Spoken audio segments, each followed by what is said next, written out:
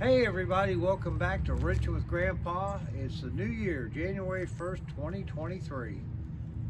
Lord, please give us a great year. For all of my subscribers, thank you. The car challenge has helped bring some new faces to the group, and I appreciate that, and I hope that we can continue to build in the coming year. Like I said, I started the channel with the Barracuda. I'm still going to be following Mopar and doing a lot of Mopar stuff as time permits, as well as getting her ready for the show circuit come spring. But we're going to bring some other things to the channel, as I've mentioned before. Tahoe, Power Tour. There's things that we're looking at in our budgets and what we can do. So please stay tuned. Please share, like, subscribe, all that kind of stuff we would greatly appreciate. But today, we're going to see the challenge car.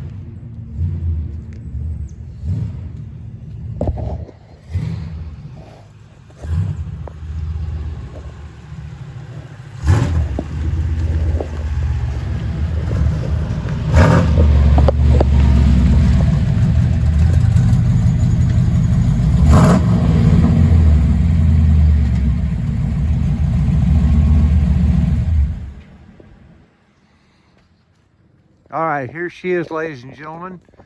The Grumpy Monkey Challenge Camaro. And my wingman, my best friend, and partner in this whole adventure, Jerry, Tomcat Automotive. Glad to have you here, bro. Thank you very much. So tell us, I mean, this is kind of a project that you really brought on board, and I've kind of jumped in on it with you. But she was really kind of a sleeper during the competition because we really, or you were really graced by finding something that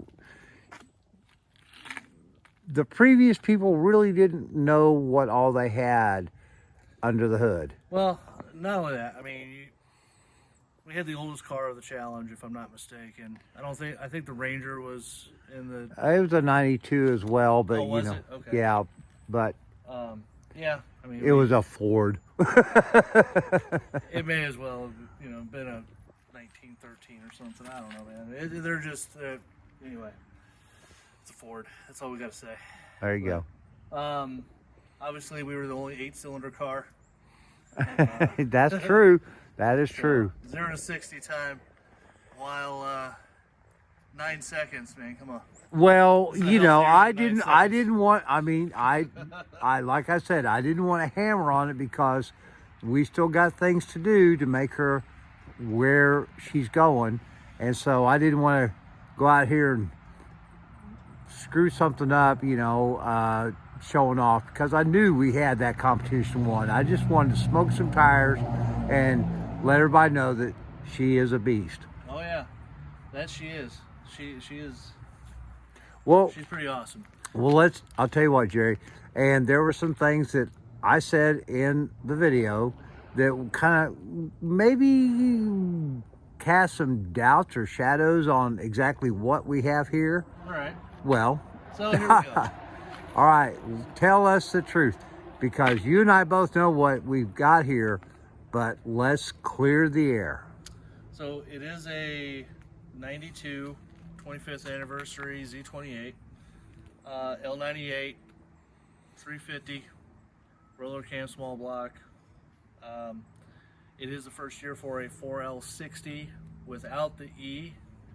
It is a 700 R4. But it's a factory renaming of the same transmission. So it is what it is. Some people say 700 R4. This factory nomenclature was 4L60. So yep. They're all interchangeable. The parts are the same. When you get to the E is where things got a little different, because it lost the TV cable, which is what tells the transmission when to shift. So the interesting thing about this car, option wise, is it is fully loaded. So the only thing it did not have was 1LE, which for for those of Camaro land know, in the 3rd gen, which is when that option first came out, was a factory road race car. Big brakes, Corvette brakes, no AC, pretty much a stripped down car, and it was ready to hit the track, and there was no stopping it. They were pretty stout for their time. Yes, they did make an impression on the track, especially on the 5-liter Mustangs. They really didn't know how to answer that until they hit the Cobra in '93. So this being the last year of the 2nd gen or 3rd gen, excuse me. She's really well optioned, really nice. Well, I always loved the body style, and I've never been a huge Camaro fan, except maybe for the early models, 67, 68 models. But of the 3rd and 2nd generations, this was one of my favorites. I mean, she's got the American street rod look. She's got a great spoiler system on her. She's got the aerodynamic and the whole setup to look impressive. Well, you know, the funny part about these cars is when this generation started out for the '82 model year, the designers of the car, they really stuck their neck out because of the angle of this windshield. Yeah. The angle of the windshield was raked so much that it was beyond what GM was comfortable with until they saw it. I don't know if that was in modeling clay or what they had going on, but the designers of the 3rd generation Camaro and Firebird, their jobs were really on the line when they presented this.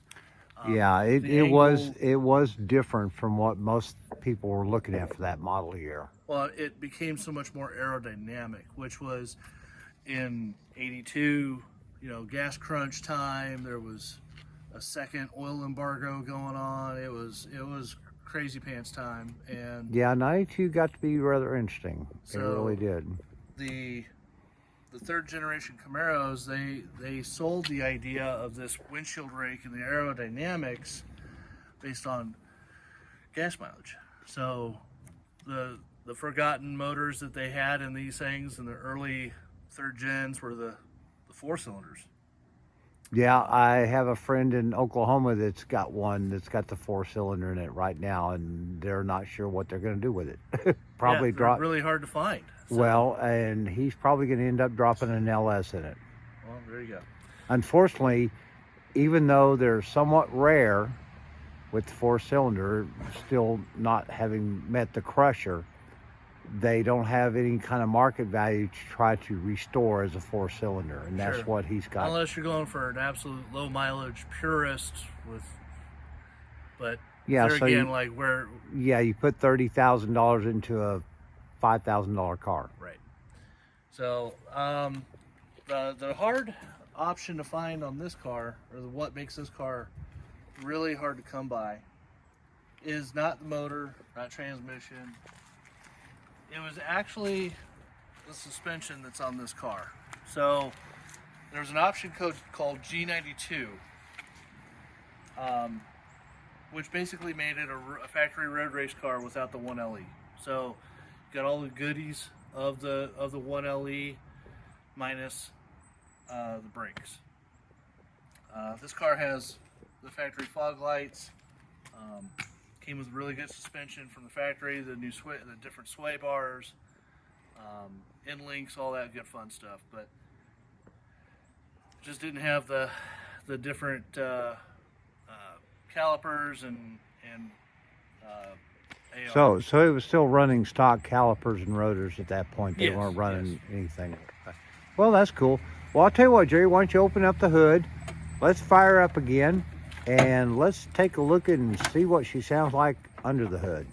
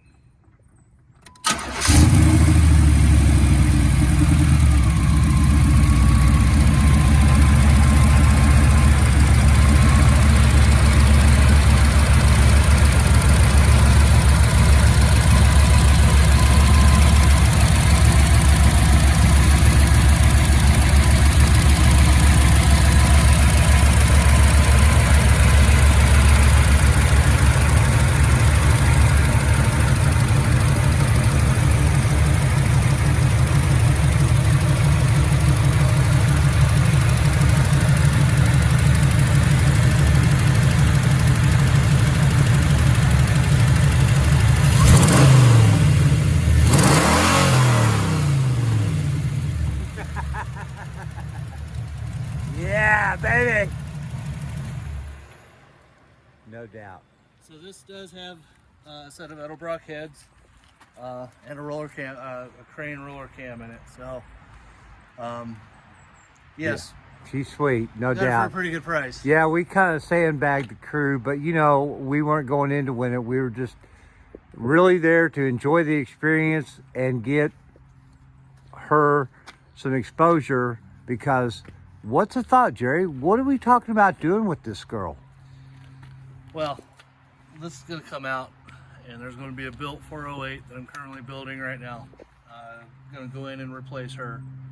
And then instead of having a 4L60, she's going to have a fully built 4L60E. Looking like a 3200 stall. All the coolers and all the good heavy duty fun stuff that's going to come with all that. That's why I went ahead. I updated all the lighting, so it's all LED lighting, front and back. I wanted to make it as much of a new girl in old girl clothes. Yeah. Because these old girls, they got some pretty clothes. Yeah, they got some solid bones in them, you know. So that's great. She'll be getting the full LS treatment, along with a full UMI suspension underneath it. So she's getting weight jacks, Coney struts in the front. She's already got Coney struts in the back. And there's this other little company called Strange Engineering. They're going to be getting a phone call here very soon, because I'm going to have the Dana S60 rear end. Oh man, you're going to go down that road. Oh man, I can hardly wait. She's going to be built for power and reliability. I Yeah. do not trust a 7.5-inch 10 bolt. Yeah. Not with my life, not with my children. So Well, and not with that size engine. not at all. This motor makes it a little nervous. So Yeah, I tell you, she was a great drive though. I enjoyed the heck out of the challenge drive. She was flawless. You know, what can you say? I mean, I have never been a real big Camaro fan, but I enjoyed the heck out of driving her, and hope to have that experience again, you know, as we go. But you and I have been talking, and you're kind of thinking about some color change, and also you and I making a road trip comes next year. yeah, this is gonna go a dark foresty green. It's a Jeep color. It's a Mopar color. Well, there you go. We're gonna, you know, hey, Mopar. If you got one part Mopar on it, that makes her a Mopar, right? No. But 2 parts Mopar, still not Mopar. So that Dana 60 is going to be pretty hefty for it. But Power Tour 2023. Yeah, we're trying to get there. When we're looking at maybe doing 2, having her as our lead vehicle with possibly a chase vehicle. Well, no, not the Kia. Probably not the Barracuda. Maybe. Well, we'll see. We'll see. But for sure, the Volvo will definitely, we got plenty of room for sleeping bags, tools, gas, cold snacks. So, hey, we could use some sponsorship. If anybody out there is watching who has a parts store or some sort of corporate affiliation that would like to throw some money to sponsoring the Challenge Camaro. Or parts. Yeah, parts. Always parts. We can always go for parts. Parts Yeah. are always welcome. Yeah, parts are probably paramount. You know, we'll put stickers all over the car, whatever. But yeah, so this is what we got coming up. This is part 1. Going to try to spend a little time cleaning her up, and you know, for today, and we will probably bring that to you in a separate video. But yeah, we've got some big plans for her, and Happy New Year, my friend. Happy New Year. We'll see you guys soon. Bye-bye.